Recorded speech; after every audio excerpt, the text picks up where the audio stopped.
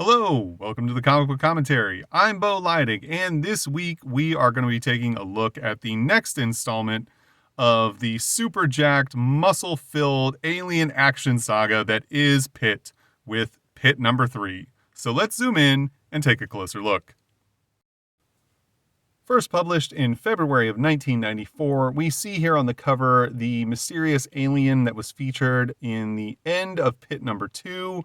He's got Timmy in his clutches, and Pitt doesn't look too happy about it as he seems to be ready to come to Timmy's aid.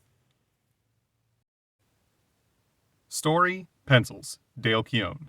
Story, dialogue, Brian Houghton. Inks, Joe Rubenstein. Colors, Joe Chiodo. Letters, Chris Eliopoulos? I think maybe I may be saying that wrong. Color separator, Ollie Optics. Logo, Chance Wolf. Film output, Kello Graphics. Backup story, Jim Somerville. Lettering, Dave Cooper. We see here on the first page, the story starts off in the Connecticut wilderness. I don't know how much wilderness there is in Connecticut, but then again, I've never been to that state. We see a deer standing on a lone highway as a truck is approaching. The men inside, pretty rambunctious, drinking and driving. That's always a bad idea.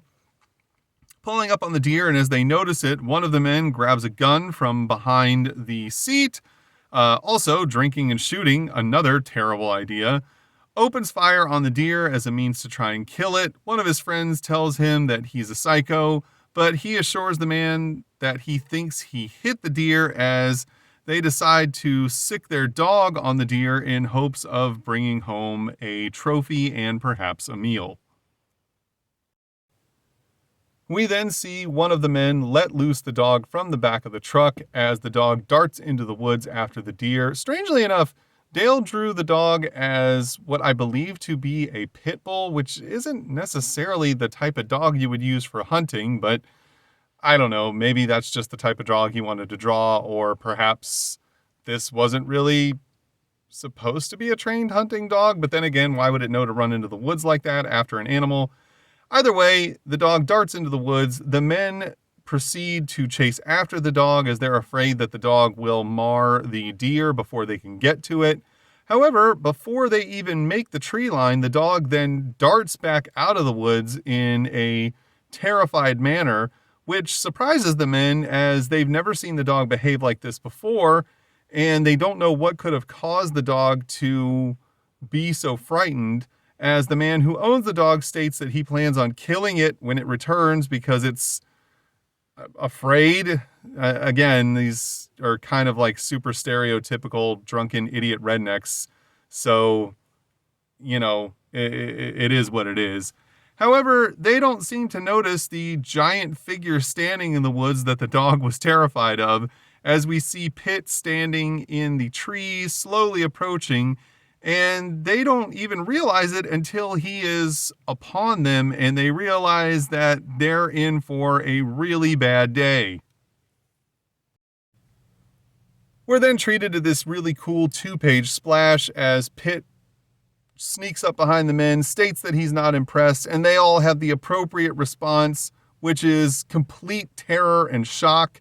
Unlike the biker gang from the first issue of Pitt, if you'd like to see that video or know more about that issue, check out my playlist and videos on issues 1 and 2. That biker gang saw Pitt and were like, let's attack this guy for no reason. Whereas these guys see Pitt and are like, oh my God, we should run for our lives because we're all going to die.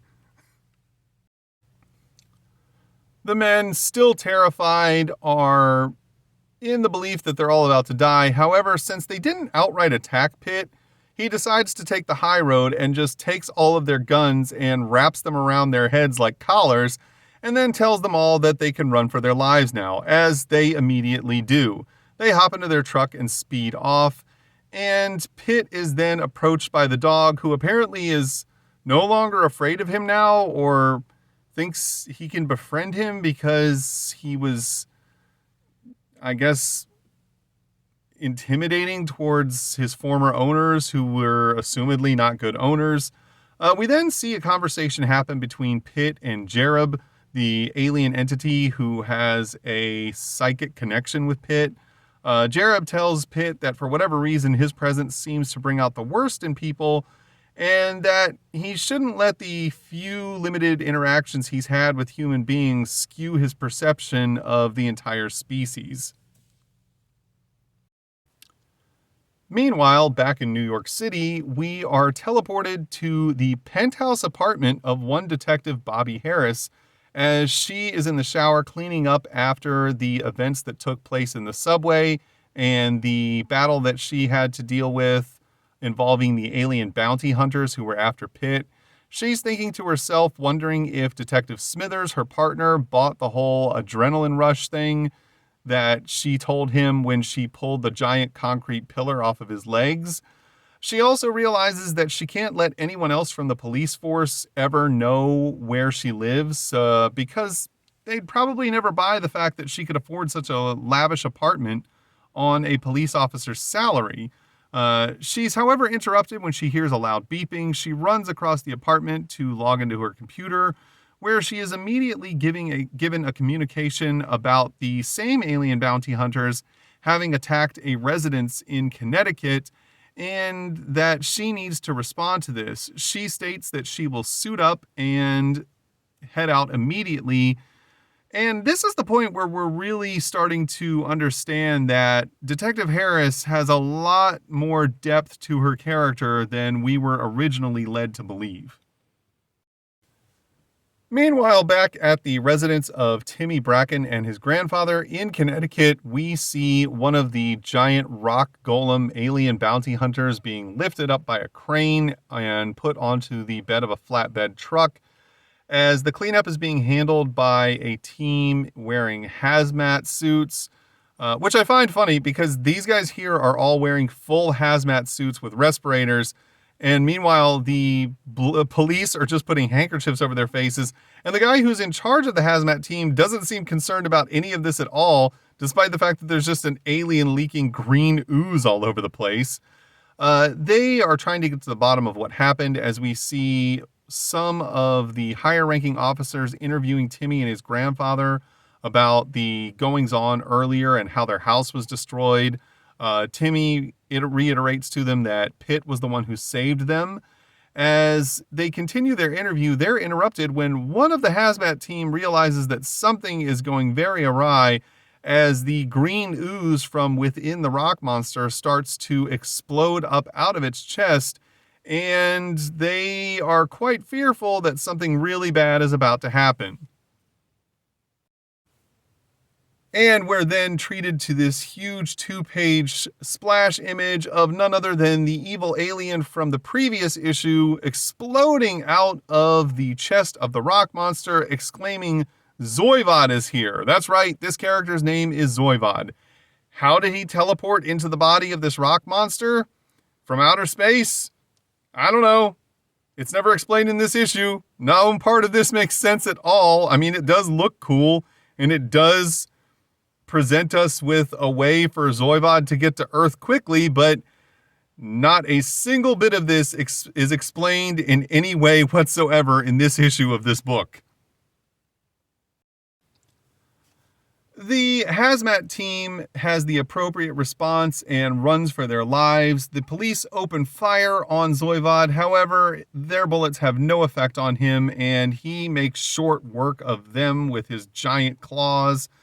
The other police run out of the trailer that they were using as a base of operations for the cleanup, followed in tow by none other than Timmy and his grandfather, who, upon hearing all the screaming and gunshots, decided that their best bet was to run outside and thrust themselves directly into danger.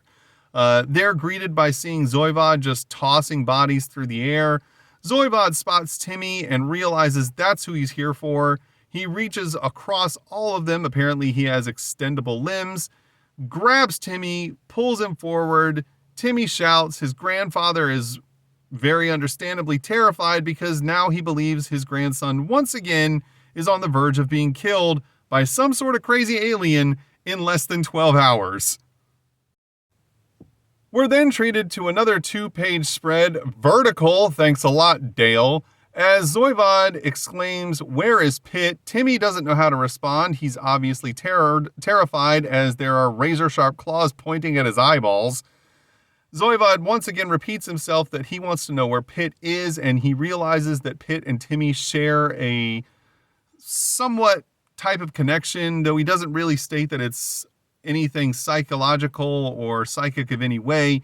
He knows that the two of them can feel when each other are in danger, or perhaps know each other's locations, as Timmy once again doesn't give him the correct answer that he's looking for, and Zoivod exclaims that he's going to then have to do things the difficult way, as we believe that Timmy is in very real danger at this point. Timmy also terrified, screaming no, as he realizes that Pitt is his only chance for being saved from this situation.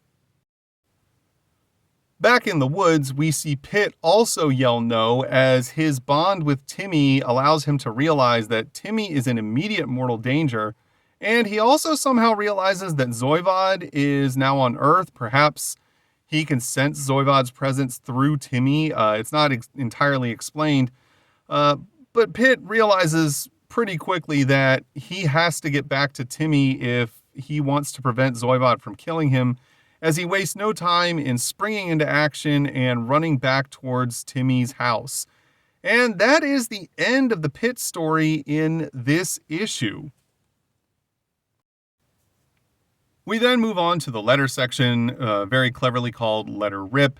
It's basically the standard fare. A lot of people just kind of talking about how great they think Pitt is. However, I did learn one thing really interesting in reading this letter section that I didn't know before.